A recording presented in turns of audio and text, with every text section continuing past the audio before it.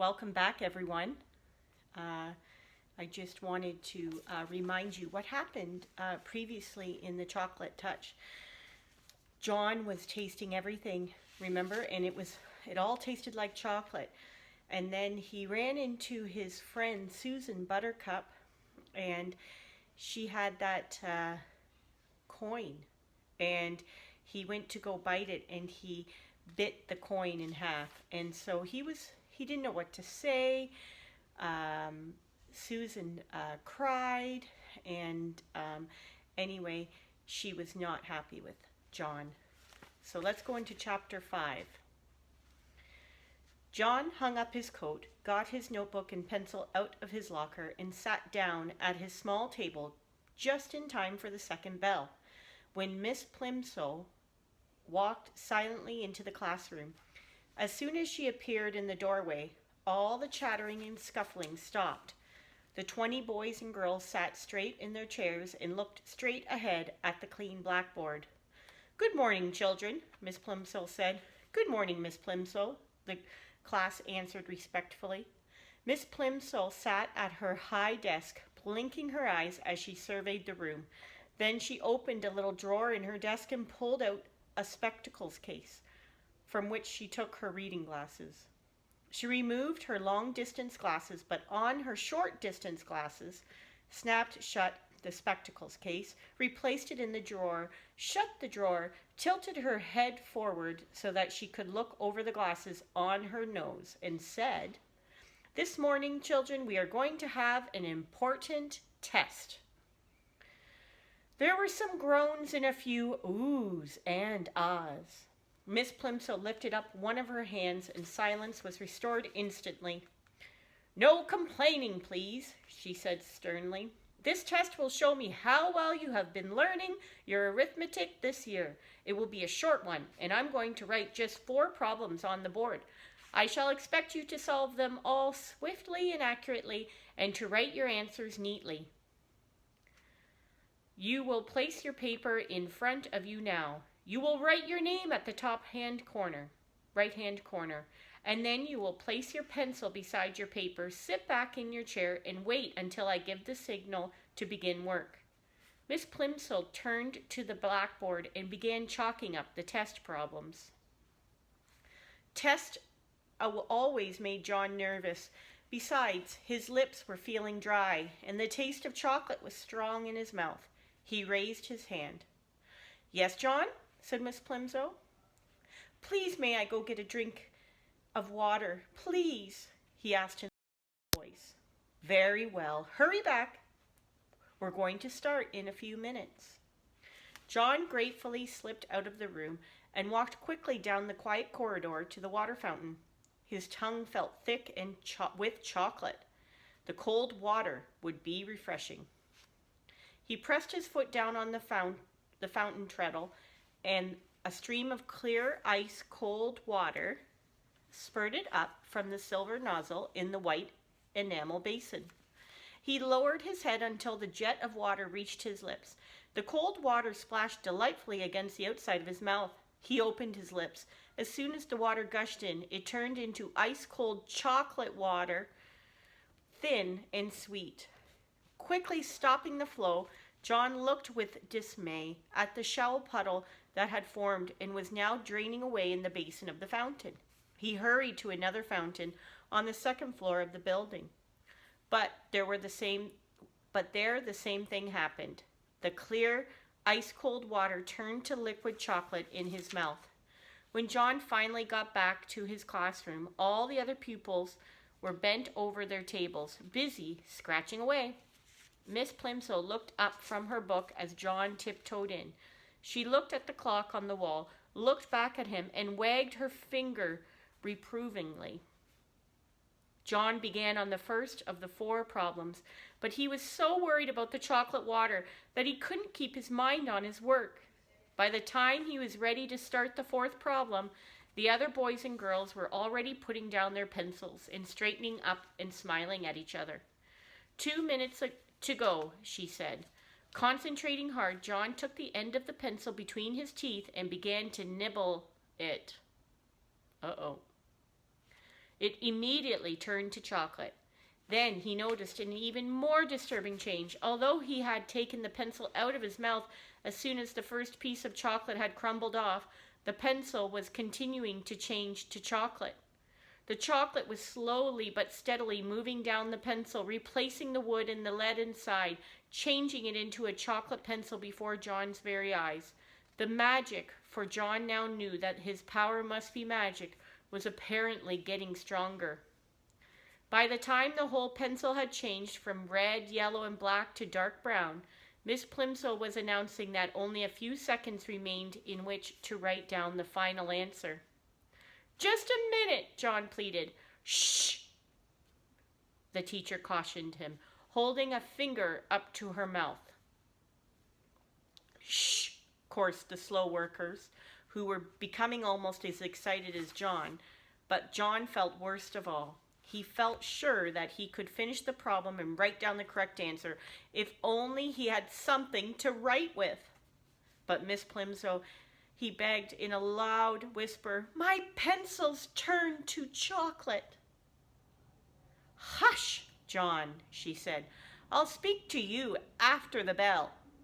John tried to write with his changed pencil, but the point was too soft, and he only succeeded in making a chocolate smear where he would have written 72. That's the end of chapter 5. He's having a hard time, eh, John? At first it would sound pretty interesting, everything turning to chocolate, and that's what I was kind of anticipating. But in the end, change of even something that interesting is sometimes hard. And so chapter 6, let's see if I can do a little sneak before you guys can. Let me see here. Oh, okay. Yeah, I should read it right away. Okay, let's get started. Okay, chapter 6. When the others had been excused to go out for mid-morning play, John had to go stand by the teacher's desk. "John," she said, "you mustn't make up silly stories to excuse your failures. I must have the truth. What did you do with your pencil?" "This is it," John said, showing Miss Plimsoll the pointed stick of chocolate. "Really it is. It's changed." "What do you mean it's changed?" she said. "That's my pencil." John tried to explain. "Only it isn't the same anymore. Nothing stays the same today if I put it into my mouth. The same thing happened when I chewed my gloves. They were chocolate too." "John," the teacher said slowly, "do you feel all right?